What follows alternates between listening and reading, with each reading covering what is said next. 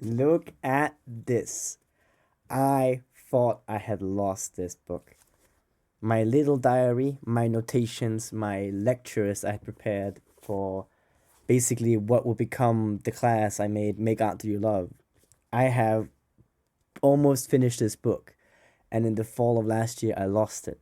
The only reason why I'm holding it now is because on the very first page, there is my phone number and a small message just saying, please return this book to me. It is worthless to you, but it means everything to me.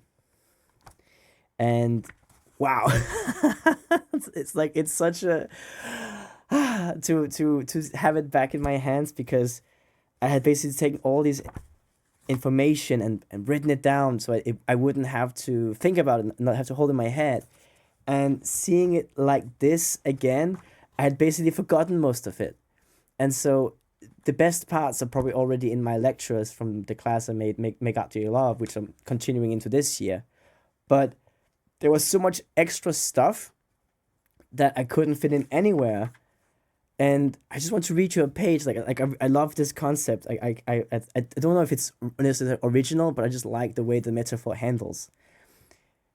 All creative advice is, in essence, life advice. If you are dysfunctional, then it is hard to actually make your creative habits come true. An artist is kind of like a clam, in that a clam's purpose is not to make pearls, it is to be a healthy clam. And so when the clam gets an infection, it could be in the case of our metaphorical clam, it is an infection that is emotional, it is inspirational, it is whatever. But what happens is that once it starts to work this thing out of its system, it creates a pearl. And when others see the pearl, they go, wow, I resonate with this. You create an object that is emotionally resonant. And so we think, oh, I want to make pearls of my own. But if we don't approach it from a space of health, of access to ourselves and our inner world, then we will be an unhealthy clam. And so the pearls will not be the proper shape. They'll be misformed. They'll be wrong.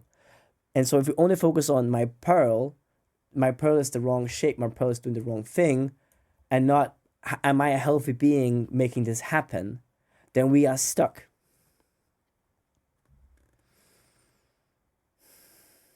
It is just this interesting thing of like art as an emotional object that you can give to others, and then in giving them the opportunity to see it or to experience it through music or whatnot, you give them a way of experiencing your emotional inner landscape.